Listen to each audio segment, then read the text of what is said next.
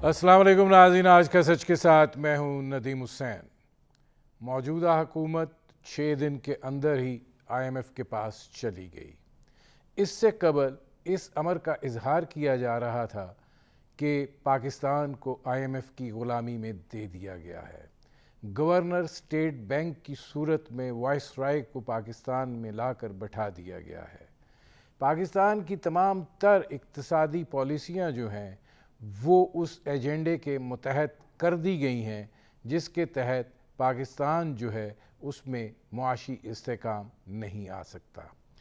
लेकिन अब जब ये हुकूमत IMF के पास गई है तो इन्होंने ये कहा है कि हम माजी की वो तमाम पॉलिसीज़ जो हैं वो जारी रखेंगे। गवर्नर स्टेट बैंक जो हैं वो काम करते रहेंगे और जो तय पाया है उस पर अमल दरामद होगा। और जाहिर है कि जो इमरान खान साहब की हुकूमत थी उन्होंने जिस तरीके से पेट्रोलियम प्राइसेस की कीमतों में इजाफे का तरीक़ाकार तय किया था, बिजली की कीमतों में इजाफे का प्रोग्राम वज़ा किया था और जो इस्लाहात की बात की थी, मज़ीद टैक्सेशन की जो यकीन दहानी कराई थी और इस तरीके से इस बात को मुमकिन बनाया जाना था कि ना सिर्फ ये कि पाकिस्तान कुछ वसाइल जो है वो पैदा कर सके, लेकिन उसके नतीजे में जो कर्ज़े का हसूल किया जा रहा है उसकी वापसी जो है वो भी मुमकिन हो सके। बहुत सी चीज़ें जो थी वो इस हवाले से की जानी थी, लेकिन उस वक्त के वज़ीर ख़ज़ाना शौकत तरीन साहब या उससे पहले जो वज़राए ख़ज़ाना आए वो शदीद तनकीद का निशाना इन हवालों से ही बनते रहे और इस सूरत हाल के हवाले से ही बनते रहे जिसको अब जो है मौजूदा हुकूमत ने अपना लिया है।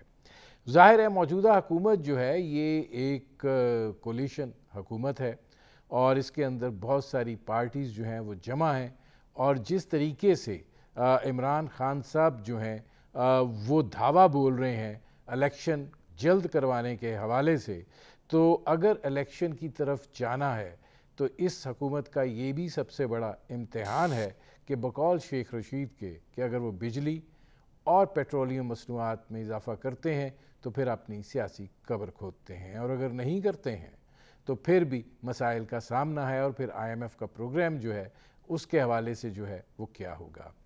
ज़ाहिर है इस वक्त महंगाई जो है अपनी शिद्दत पर है और लोग जो हैं वो बहुत मुस्तरब हैं, हिजान का शिकार हैं और इस कर्ब और अज़ियत को बड़ी शिद्दत के साथ जो है वो महसूस कर रहे हैं और ये तवक्कुआत भी लगाए बैठे हैं कि जो दावे किए जा रहे थे मौजूदा हुकूमत जो है वो उन पर पूरा उतरने की कोशिश करेगी और महंगाई को कम करने की कोशिश की जाएगी। लेकिन अगर सिर्फ पेट्रोल और बिजली की कीमतों में इजाफ़ा कर दिया जाता है तो फिर उसके असरात जो हैं वो अफरात ज़र पर बहुत मुज़िर पड़ेंगे और ज़ाहिर है कि उसके नतीजे में कीमतों में इजाफ़े का एक नया सैलाब जो है वो आएगा। अब कान किस तरफ से पकड़ना है ये मौजूदा हुकूमत का सबसे बड़ा इम्तिहान है। ज़ाहिर है वो वसाइल इकट्ठे करने के लिए कोशिश हैं और जो सऊदी अरब जाना है वज़ीर आज़म शहबाज शरीफ का वो भी इसी सिलसिले की एक कड़ी है। लेकिन ये जो सूरत हाल है क्या ये पाकिस्तान को मौजूदा मुआशी खड़मस से निकाल पाएगी? जो सियासी सूरत हाल है वो तो अपनी जगह पर है। इस पर करेंगे बात मेरे आज के मेहमान डॉक्टर इशफाक, पाकिस्तान की मईशत पर गहरी नज़र रखते हैं, प्रिंसिपल हैं नास्ट के। डॉक्टर साहब ये फरमाइएगा कि कल तक जो हराम था वो आज हलाल कैसे हो गया? Very nice. ये पाकिस्तान की सियासत में होता है ऐसे ही। जब आप इक़्तिदार से बाहर होते हैं तो जो उस वक्त की हुकूमत कर रही होती है आपको बहुत बुरा लग रहा होता है। मैं कल ही देख रहा था हमारे मुफ्ती इस्माइल साहब का चंद महीना पहले उन्होंने इस पेट्रोल प्राइसेस पे इतने सख्त अल्फाज बयान कर रहे थे कि ये नहीं होना चाहिए और हम नहीं होने देंगे और फलां, और बल्कि हमारे जो फॉर्मर प्राइम मिनिस्टर हैं अब्बासी साहब का भी उसी क्लिप के साथ था अटैच्ड कि ये तो 75 रुपये से ज़्यादा नहीं होना चाहिए था, ये 149 रुपये पे क्यों बिक रहा है। तो वो उस वक्त बाहर थे। अब मैं देख रहा हूँ कि जब ये वाशिंगटन से वापस आए हैं तो हमारे यही मुफ्ती इस्माइल साहब अब ये बात कह रहे हैं कि जी वो जो सब्सिडी थी वो अनफंडेड सब्सिडी थी, इसको हम ख़त्म करेंगे। इसका मतलब ये हुआ कि जो पिछली हुकूमत ने जून तक के महीने के लिए पेट्रोल की कीमत को फ्रीज़ कर दिया था और बिजली की कीमत फ्रीज़ कर दिया था, अब वो अनफ्रीज़ हो जाएगा।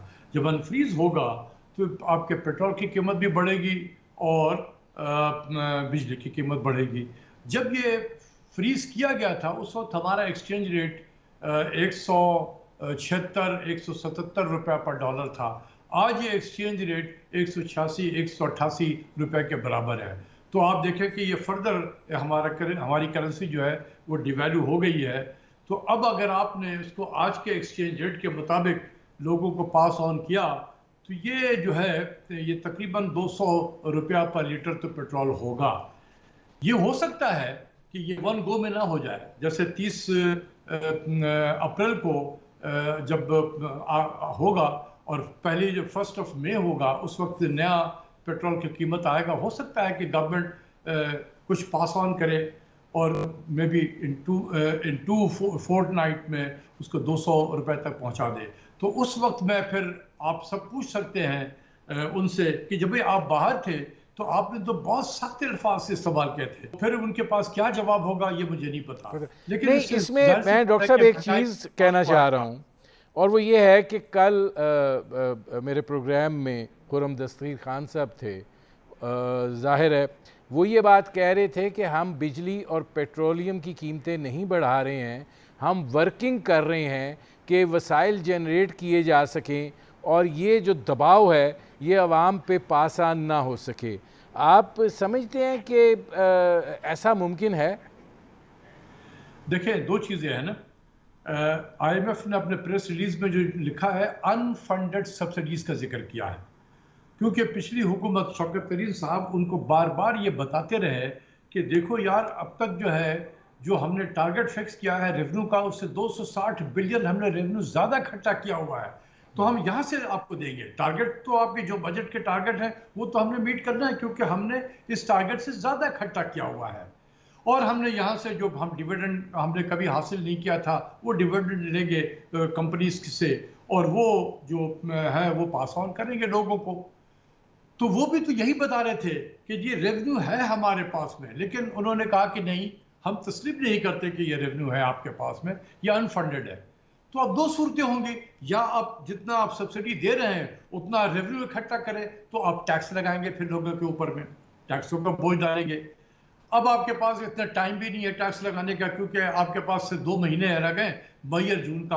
ये तो बजट मेकिंग एक्सरसाइज शुरू हो गई है, तो ये अब टैक्स लगेगा तो वो तो साल में अगर आपने 260 इकट्ठा करना था तो ये 2 महीने में आपने तो फ्यू बिलियन ही इकट्ठा करना है, अगर वो आपने इकट्ठा कर सके तो इस साल में तो टैक्स के जरिए से रेवेन्यू तो इकट्ठा नहीं हो सकेगा। तो जो पिछली हुकूमत ने जून तक रखा था, इफेक्टिवली अगर ये समझते हैं कि हम रेवेन्यू इकट्ठा करके वो सब्सिडी को प्रोवाइड कर देंगे तो इस माली साल में तो नहीं होगा। डॉक्टर साहब मुझे एक ब्रेक लेना पड़ रहा है। नाज़रीन, हमारी गुफ्तगू जारी है, एक मुख्तसर से कमर्शियल ब्रेक का वक्त हुआ है, मिलते हैं इस वक्फे के बाद।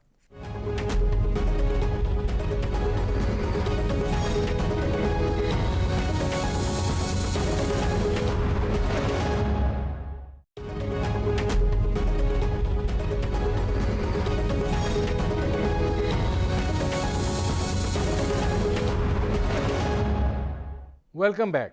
अब डॉक्टर साहब मसला ये है कि आप जो सूरत हाल बता रहे हैं, अगर ये ऐसा नहीं होता और आपको पेट्रोल और बिजली की कीमत जो है वो बढ़ानी पड़ती है, तो इसके नतीजे में तो अफराद-ए-ज़र पर दबाव आएगा। महंगाई जो ऑलरेडी आप 13-14% तो सरकार बांधती है, उससे कहीं ज़्यादा है, तो फिर वो तो काबू से बाहर हो जाएगी, उसके असरात बड़े मनफी पड़ेंगे।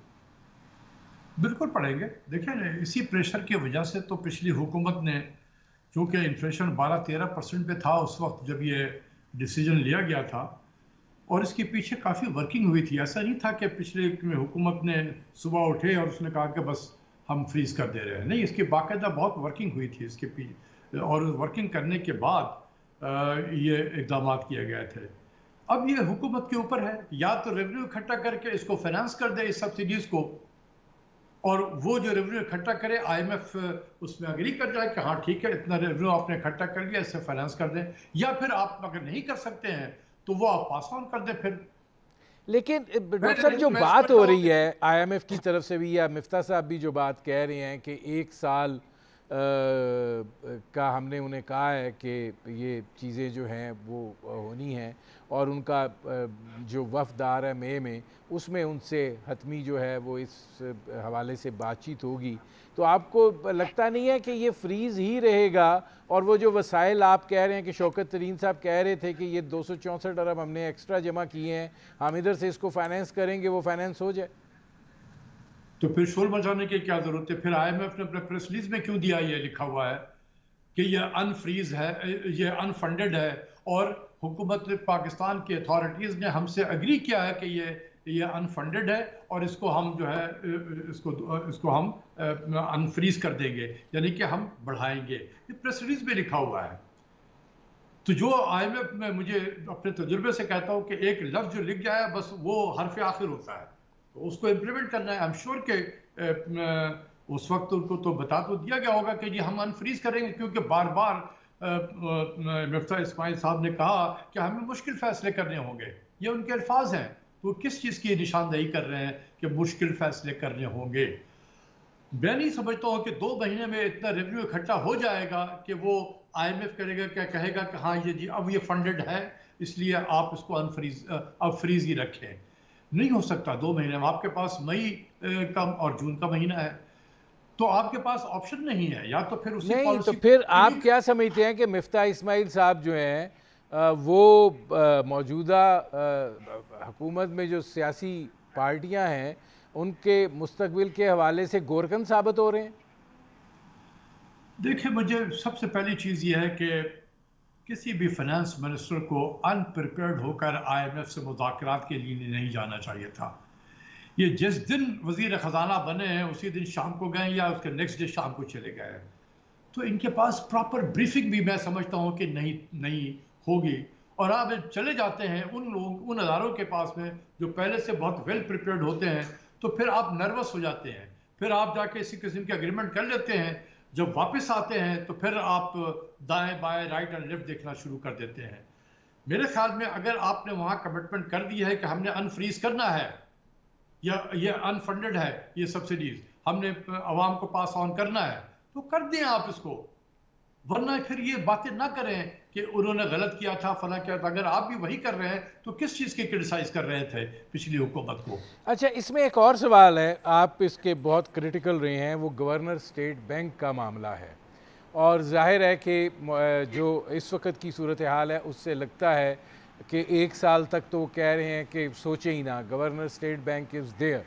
तो आप क्या महसूस कर रहे हैं कि ये भी आईएमएफ का दबाव ही है या कि गवर्नर स्टेट बैंक जो है उनके हवाले से जो कुछ कहती रही है मौजूदा हुकूमत में शामिल पार्टियां, अब वो कह रहे हैं कि नहीं, ये ज़रा कंटिन्यू करें? मेरा नहीं ख्याल है कि किसी ने इतने ब्रंट अंदाज में कहा है। मैं ख्वाजा आसिफ साहब का मैं ज़रूर मैंने देखा, बड़े इंपॉर्टेंट मिनिस्टर हैं, बहुत सीनियर रहनुमा है पीएमएल के। उन्होंने कहा कि इनका टेन्योर पूरा हो रहा है 4 मई को और ये जाएंगे, और कई नामों पे और भी गौर हो रहा है गवर्नर के लिए। लेकिन जाहिर सी बात है कि गवर्नर स्टेट बैंक भी मुझे इतना है कि वाशिंगटन में भी उन्होंने मुलाकातें की हैं रेलेवेंट जो लोग हैं जिनका मैसेज उन्होंने कैरी किया। जब वो वापस आ रहे थे तो वो पाकिस्तान वापस नहीं आए हैं, वो लंदन में रुके हैं। वो लंदन में रुकते हुए आए हैं। आई एम श्योर कि he must have conveyed the message which he carried from the authorities. वहाँ इसहाक डार साहब बैठे हुए हैं, हमारे former prime minister Nawaz Sharif साहब बैठे हुए हैं। उनको मैसेज कन्वे किया होगा उनका, जिसमें ये होगा कि मैं इनको एक टर्म के लिए दिया है। ये जो कहना आपका कहना है कि 1 साल और, देखिए 1 साल अभी कहीं पर लिखा नहीं है। आईएमएफ ने यह कहा है कि पाकिस्तानी अथॉरिटी ने इस प्रोग्राम को 1 साल और आगे तक लेके, नहीं जून 23 तक लेके जाने के लिए रिक्वेस्ट किया है। अब उनका मिशन आएगा, वो आके यहाँ पर देखेगा तमाम चीज़ें, उसके बाद वो जाके अप्रूवल देंगे कि इस प्रोग्राम को 1 साल के लिए मजीद एक्सटेंड किया जाता है कि नहीं।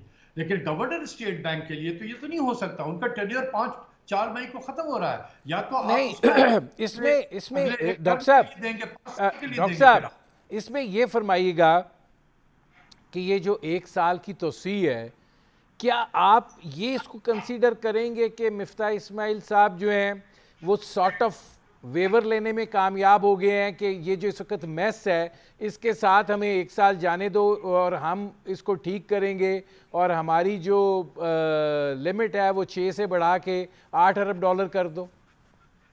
देखिए, ये 6 से 8 के बढ़ाने की भी बात कहीं पर नहीं हुई है। मैं तो IMF का प्रेस रिलीज देखता हूँ ना, उस प्रेस रिलीज में कहीं 6 से 8 की बात नहीं है। उन्होंने ये लिखा हुआ है कि अनफंडेड सब्सिडीज पे बात हुई है and the authorities have agreed, यानी कि जो पाकिस्तानी हुकूमत है उसने ये एग्री किया है कि हम ये अनफंडेड सब्सिडीज को ख़त्म करेंगे। दूसरा जो लफ्ज़ लिखा हुआ है कि पाकिस्तानी अथॉरिटीज़ ने हमसे ये रिक्वेस्ट किया है कि इस प्रोग्राम को जून 2023 तक आप एक्सटेंड कर दें। ये साल की एक्सटेंशन नहीं है, क्योंकि ये जो ऑन गोइंग प्रोग्राम है हमारा, ये सितंबर 2022 में ख़त्म होना था, तो 9 महीने के लिए एक तरीके से होगा, क्योंकि जून 2023 जो है वो स्पेसिफाइड है कि उस वक्त तक के इस प्रोग्राम को एक्सटेंड करें। अब इस पे बातचीत होगी, यहाँ पर उनका मिशन आ रहा है ईद के बाद में, जो ये तमाम बात करेगा कि जी आपको ज़रूरत भी है एक्सटेंशन की कि नहीं है, अगर करना है तो आपने इस मुद्दत में क्या क्या काम करने हैं, अपना रोड मैप दें, टारगेट दें, अपना रिफॉर्म एजेंडा दें। तो ये भी तो बहुत है, दिल्ली हनूज दूरस्त जिसे कहते हैं, अभी बहुत इसमें से चीज़ों से गुजरना है हमें। गुजरना है। जब ये डॉक्टर साहब मुझे एक ब्रेक लेना पड़ रहा है। नाजरीन, हमारी गुफ्तगू जारी है, वक्त हुआ है एक मुख्तसर से कमर्शियल ब्रेक का। मिलते हैं इस वक्फे के बाद।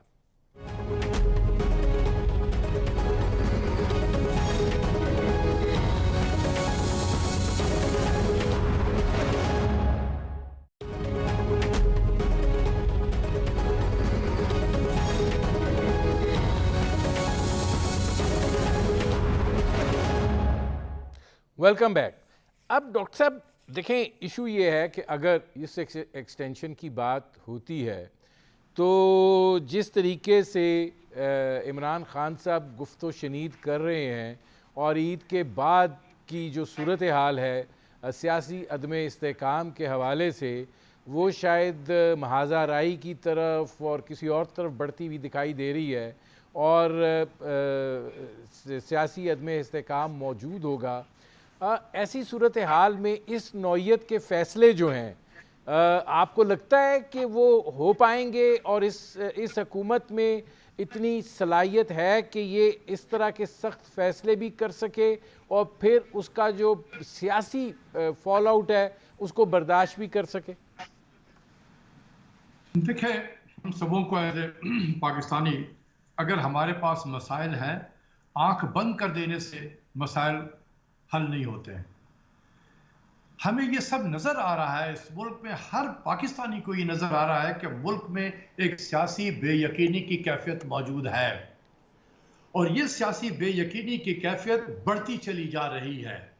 जिस तरीके से जलसा जुलूस चल रहा है, जिस तरीके से हमारी अदालतें एक्टिव हुई हैं, जिस तरीके से हमारा इलेक्शन कमीशन एक्टिव हुआ है, जिस तरीके से हमारी मौजूदा हुकूमत एक्टिव हुई है, ये कहीं पर आपको नहीं लग रहा है कि इस मुल्क से सियासी बेयकीनी जो है कि सूरत हाल इसमें कमी आएगी? ये बढ़ेगी।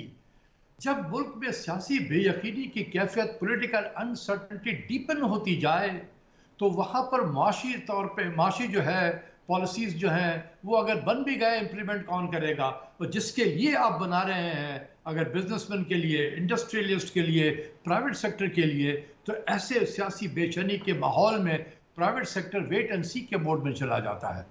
तो सबसे पहले इस सियासी बेयकीनी की कैफियत को जितनी जल्द हम इसको ठीक कर लें, इसको दुरुस्त कर लें, मैं खत्म कर। अच्छा डॉक्टर साहब, मेरे पास क्योंकि वक्त कम है, सवाल 2-3 बड़े ज़रूरी हैं। दूसरा ये फरमाइएगा कि असल चीज़ जो है वो महंगाई और बेरोज़गारी है। अब जिस तरह की हमारी सूरत हाल है, आपको क्या दिख रहा है आने वाले दिनों में, हफ्तों में, बजट तक महंगाई की सूरत हाल कहाँ जाएगी, बेरोज़गारी की क्या सूरत हाल होगी और हमारी जो कुव्वत ख़रीद की इस्तात है उसका मज़ीद कितना बेड़ा गर्क होगा? देखिए, जहाँ तक पाकिस्तान के इकोनॉमिक ग्रोथ का ताल्लुक है, मेरे ख्याल में 2 साल में हमने 5% से ज़्यादा अचीव किया है ग्रोथ इस मुल्क ने। लास्ट ईयर जो ग्रोथ रेट है हमारा, जब ये नंबर आ जाएगा, अभी अगले महीने आ जाएगा नंबर आपका, तो लास्ट ईयर का ये ग्रोथ रेट 5.7% है, और ये जो रवा माली साल है इसका ग्रोथ जो है ये तकरीबन 5% प्लस पे होगा। तो अगर साल आपने ओवर 5% ग्रोथ रेट मेंटेन कर लिया तो ये मेरे नज़दीक एक अच्छी शुरुआत थी, गुड बिगनिंग, यानी कि मईशत जो है पैंडमिक से एक तरीके से निकल आई थी। और दूसरी तरफ हमारी इंडस्ट्रीज़ को देखें कि अभी तक फरवरी तक का नंबर आ गया है 8 महीनों का, क्लोज टू 8% हमारी इंडस्ट्रीज ग्रो कर रही है। तो जहाँ तक इंडस्ट्री का है ताल्लुक, जहाँ तक ओवरऑल ग्रोथ का ताल्लुक है, और जहाँ तक हमारे क्रॉप की पैदावार है, सिवाय गंदम में लास्ट ईयर गालिबन हमने 27.3 मिलियन टन गंदम पैदा किया था। इस साल ये 27 मिलियन टन के करीब होगा, थोड़ा सा कम होगा, लेकिन बाकी जो हमारे क्रॉप्स हैं, कॉटन है, शुगर केन है, ये पिछले साल से कहीं ज़्यादा होंगे। तो इसकी बिना पे मैं कह रहा हूँ कि ओवरऑल ग्रोथ रेट हमारा बड़ा रोबस्ट रहेगा जो ख़त्म होने वाला है हमारी साल। नौकरियां भी क्रिएट हुई हैं according to labour force survey, और ये बड़ा एक्सटेंसिव लेबर फोर्स सर्वे है जो पाकिस्तान का फेडरल ब्यूरो ऑफ स्टैटिस्टिक्स ने रिलीज किया हुआ है कि जिस गवर्नमेंट ने 3.5 सालों में तकरीबन 3 सालों में तकरीबन 5.5 मिलियन जॉब्स क्रिएट किए हैं। जो इस गवर्नमेंट की कमजोरी रही है, जिसको नाकामी भी कहूँगा, वो इन्फ्लेशनरी प्रेशर को कंट्रोल नहीं कर सके। परपीचुअल तरीके से पूरे इस दौरे हुकूमत में महंगाई बहुत रही है। इसमें 2 तरह के कंट्रीब्यूशन थे। एक तो आलमी सतह पे महंगाई है, सारी दुनिया को पता है कि अमेरिका में 45 साल से सबसे ज़्यादा महंगाई है, यूरोप में 42 ईयर्स में सबसे ज़्यादा महंगाई है, पाकिस्तान में भी महंगाई है क्योंकि आलमी सतह पे महंगाई है। लेकिन पाकिस्तान में रजा बाकर इफेक्ट को कोई नहीं भूले। रजा बाकर इफेक्ट का मतलब वो ये करेंसी डिवैल्यूएशन, जिस पागलों की तरह से हमने करेंसी को डिवैल्यू किया है, उसके इस कौम को सजा मिल रही है महंगाई की शक्ल में। हर जो इम्पोर्टेंट चीज़ है पाकिस्तान में इसमें डॉक्टर साहब, आप जो करेंसी के डिवैल्यू होने की बात कर रहे हैं, एक तो ज़रा असेसमेंट दें कि इस वक्त पाकिस्तान की जो कदर है डॉलर के मुकाबले में रुपए की, वो क्या होनी चाहिए मार्केट के हवाले से। और दूसरा ये कि जब आपके पास डॉलर्स हैं ही नहीं हैं, आप बिल्कुल खड़े हैं एज के ऊपर कि नहीं कहीं से कुछ मिला तो गए खड्डे में, तो फिर ऐसी सूरत में क्या होगा? यही होगा जो हो रहा है। देखें, 10-11 बिलियन डॉलर अगर आपके पास रिजर्व पड़े हुए हैं तो आपके दिए तकरीबन 2 महीने के इंपोर्ट को फाइनेंस करने के काबिल है। ये कोई उस तरीके से तो हम कोई फकीर तो नहीं बन गए हैं, कोई हम श्रीलंका तो नहीं बन गए। 2 महीने के इंपोर्ट को फाइनेंस करने के हम काबिल हैं। जब 3 महीना होता तो हम कहते हैं कि हम रीजनेबली सेफ हैं। 6 महीने का इंपोर्ट हो तो हम कहते हैं माशाल्लाह बहुत अच्छी चीज़ है। तो हम इतने बुरे नहीं है। हमने 2 हफ्ते के इंपोर्ट में भी गुजारा किया है। 1998 में जब हमने न्यूक्लियर धमाका किया था तो उस पर जो हम पे सैंक्शन लगा था, हम तमाम अपनी डेट की पेमेंट किए जा रहे थे, बाहर से इनफ्लो सारे बंद थे हमारे यहाँ पर सैंक्शन की वजह से। तो क्या हुआ, हम 250-300 मिलियन डॉलर पे मुल्क को चला रहे थे। आज तो 11 बिलियन डॉलर के करीब रिजर्व मौजूद है जो 2 महीने के इंपोर्ट को फाइनेंस कर सकता है। इतनी बुरी हालत नहीं है हमारे। ये मैं सियासी आदमी नहीं हूँ, मैं कोई सियासी नारे नहीं लगाता हूँ, लेकिन ये है कि ये हमारा एक्सपोर्ट जो है, आप देखें कि इस पर पाकिस्तान की तारीख का सबसे ज़्यादा एक्सपोर्ट होगा। इसी तरीके से पाकिस्तान की तारीख का सबसे ज़्यादा रेमिटेंस आएगा, लेकिन पाकिस्तान की तारीख का सबसे बड़ा इंपोर्ट भी होगा, जो इस हुकूमत के नेगेटिव है। दे फेल टू कटेल इंपोर्ट्स। और मैं चीखता चिल्लाता रहा, आपके प्रोग्राम में भी बहुत चीखता रहा कि इंपोर्ट को कर्ब करो, कर्ब करो। मैंने पुराने प्राइम मिनिस्टर की बात कर रहा हूँ, पिछले मुंह पे कहा कि सर खुदा के वास्ते इंपोर्ट को कट करें, आप अपने नॉन एसेंशियल इंपोर्ट्स को कर्ब करें, 8 से 10 बिलियन डॉलर बचाएं आप इंपोर्ट की शक्ल में। 10 बिलियन डॉलर बचाने का मतलब है 10 अच्छा डॉक्टर साहब, मेरे पास बिल्कुल 30-40 सेकंड रह गए हैं, ये फरमा दीजिए, महंगाई मज़ीद बढ़ने जा रही है, हमें जो इक़दामात हैं वो उठाने हैं जो IMF के साथ तय हुए हैं, या ये कि हुकूमत कोई रास्ता निकाल पाएगी? देखिए, IMF का प्रोग्राम हमेशा एक सियासी प्रोग्राम होता है। अगर उनको बड़े चौधरी साहब की तरफ से इंस्ट्रक्शन हो IMF को कि हाथ हौला रखो, वो आंख बंद कर लेंगे और जो आप चाहेंगे आपको मिल जाएगा। लेकिन अगर उन्होंने कहा कि नहीं, जिस तरीके से आप चल रहे हो उसी तरीके से चलो, वरना अगर हमने हाथ हौला किया तो लगेगा कि हम पार्टी थे पिछली हुकूमत को हटाने में, तो ये भी वो नहीं चाहेंगे इस तरीके से। तो मेरा अपना ख्याल है कि मुश्किल टाइम तो है हमें हमारे सामने। महंगाई ज़रूर बढ़ेगी। जिस दिन हमने इसको unfunded subsidy, so called unfunded subsidies को ख़त्म करने की कोशिश की, महंगाई बढ़ेगी, चाहे वो बिजली की। मेरे प्रोग्राम का वक्त ख़त्म हो रहा है। बहुत शुक्रिया डॉक्टर इशफाक साहब। नाज़रीन, ये थे डॉक्टर इशफाक। आपने उनकी गुफ्तगू सुनी। अब तक के लिए इतना ही। इजाज़त दीजिए। अल्लाह हाफ़िज़।